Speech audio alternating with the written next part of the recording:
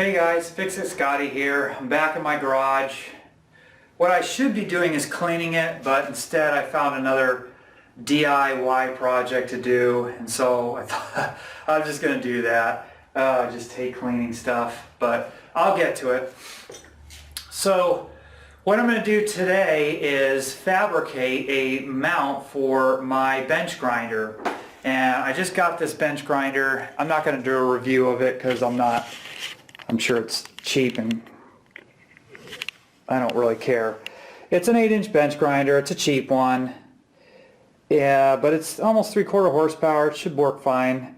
What I want to do is mount it on a stand. And if you guys are familiar with bench grinders, they make stands, you know, that you can buy. They're usually like kind of tripod-looking metal stands with a post, and you can put it anywhere in your garage. I don't want to mount it to my desk because I don't have much desk space, so that's a premium.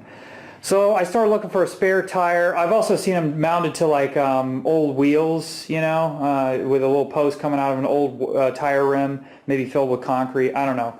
And I couldn't find anything suitable. But then I looked through my stash of junk and I found this. What you're looking at is the remnants of a satellite dish mount from an old, you know, dish satellite, dish network satellite that I had on my roof. Don't know if you're like me, but that's kind of long gone. The cable and satellite's long gone. We don't watch TV anymore. We watch just streaming stuff. At any rate, I thought maybe I could use that instead, you know, to mount to the wall with this stuff. And I thought, well, you know, again, I need some more, you know, welding practice. What I thought I'd do is, so this piece right here, I don't even remember what it looked like. It looked like something like that.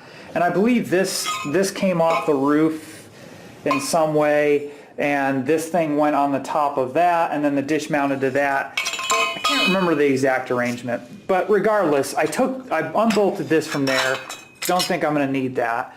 And so what I thought I'd do is take this guy. Now this thing has like a very fine adjustment on it where you can adjust the angle that you want it. I suppose that's for when the satellite installer, you know, can get a precise angle on how the dish is pointing. But what I thought I'd do is I'd mount it over there, and you see I already put some 2x6 cleating in my stud, in between my studs right there, and I think I put a 2x4 behind it just for bracing. What I thought I'd do is see, now again, I just did some preliminary looking at this. I don't know if it's actually going to work. But if I mount this to the wall, right, and it gives me a 45 or whatever angle that allows me to then take this post, and it's 14 gauge steel, it should be okay. I mean, it's not ideal, but, and then that will go up into there, and the post will come up, and then I'll weld some kind of bracket to the top of that post and then mount the grinder to that bracket.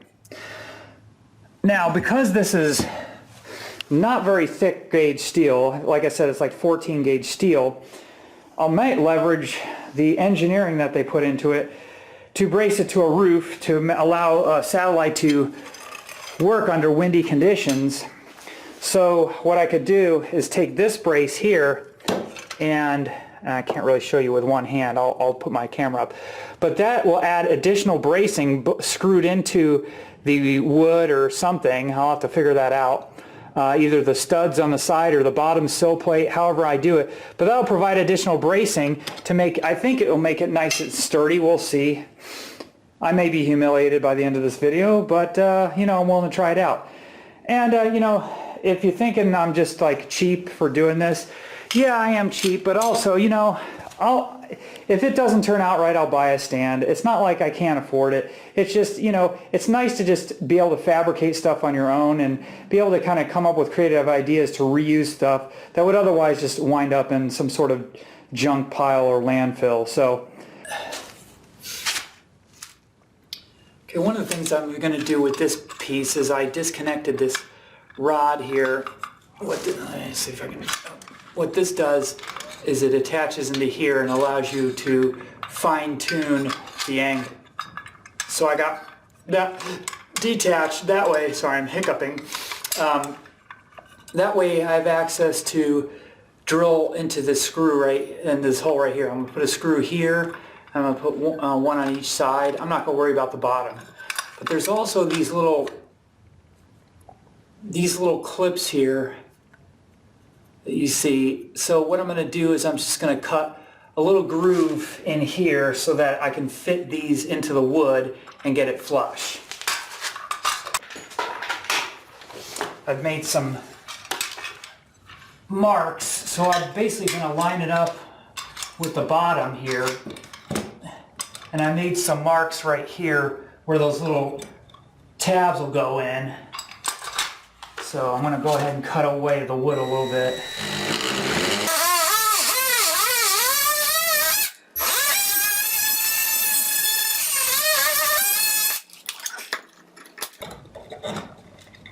Yeah, should be good. And put my little level here.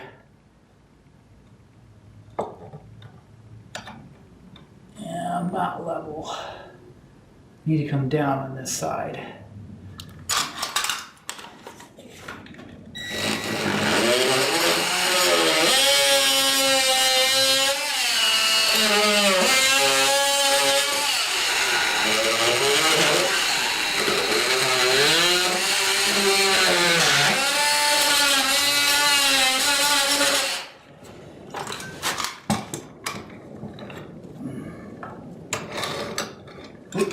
That's the bottom.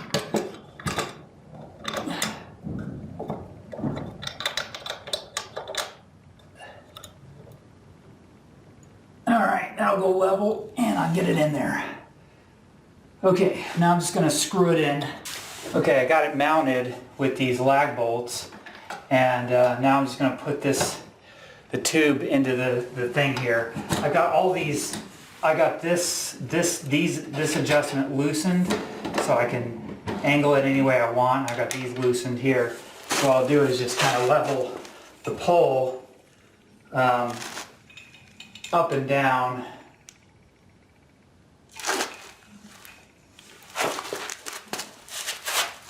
Pretty good.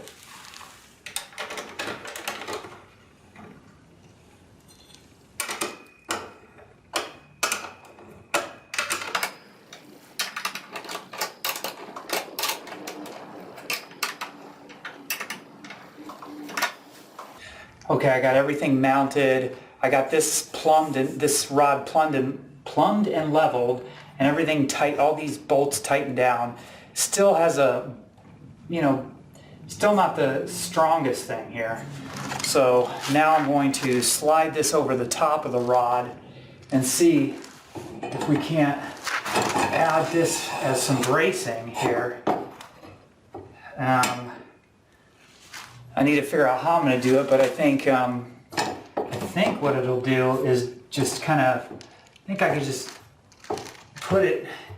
screw it in from the top here, and that'll provide some kind of, a little bit of bracing, a little more bracing here to keep it from moving.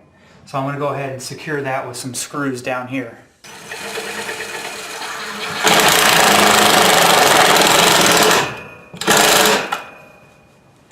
Okay, so I got some square tube steel.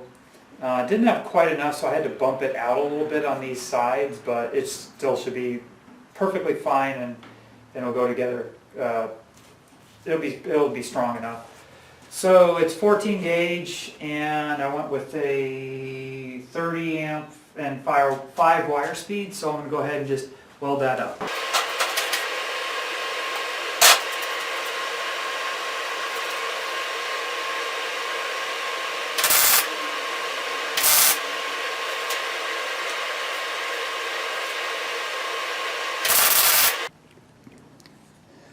Well, it ain't pretty, but here it is welded up. This is the bracket. So I welded this plate onto here. So what's going to happen here is that plate is going to go on here, and it's going to get welded onto there. So tomorrow I'll weld that into here, hopefully. Let's go ahead and clean up these surfaces and get them ready, prepped.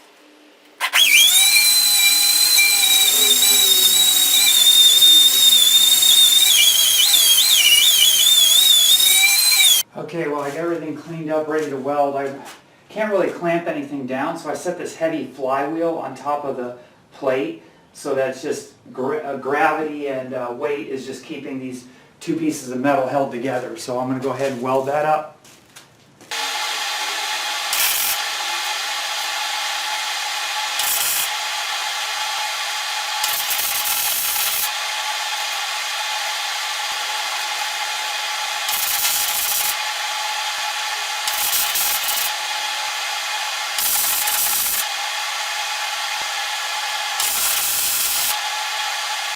Alright, so stands in place, it's cooled down now, we've got it all welded up, it's nice and secure. So now what I need to do is mount the grinder to the top here, and there's, like I said, there's those two bolts. In order to mark it though, you can't really put the grinder on there and mark it because there's the motor's right over. So what I found was if you just take these little rubber feet off the bottom, there's just a Phillips head screw at each one. You just pull off this thin little bottom plate, and then you can use that to mark your where your hole location should go. So I'm going to do that right now, and then I'm going to go ahead and drill those holes.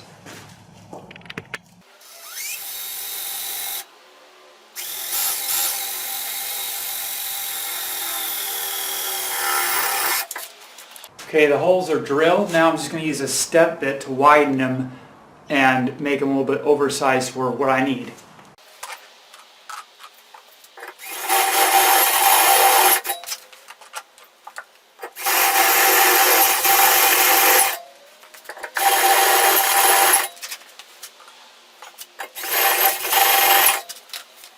Grinder's test fitted. Everything lines up, and the carriage bolts seem to work when going from putting up in, and I'll just put a few washers on there and screw them down. Alright, but before I do that, I'm going to take it off. I'm just going to spray a little bit of primer on this just to seal the metal up.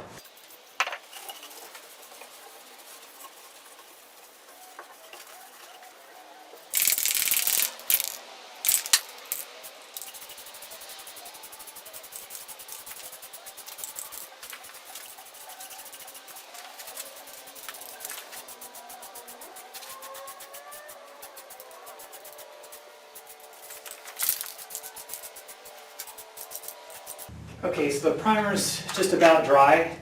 One thing I noticed, and I made a slight change, is these arms, I had them mounted on the bottom, but then I realized the weight is better held, the front downward force is better held at the top, so all I did was unbolt these and just screwed them on up here and then just tighten it back in.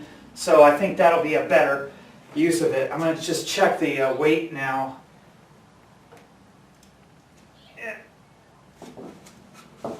Oh yeah, it holds my weight up great, and it's pretty sturdy. So I'm going to go ahead and mount the grinder to it.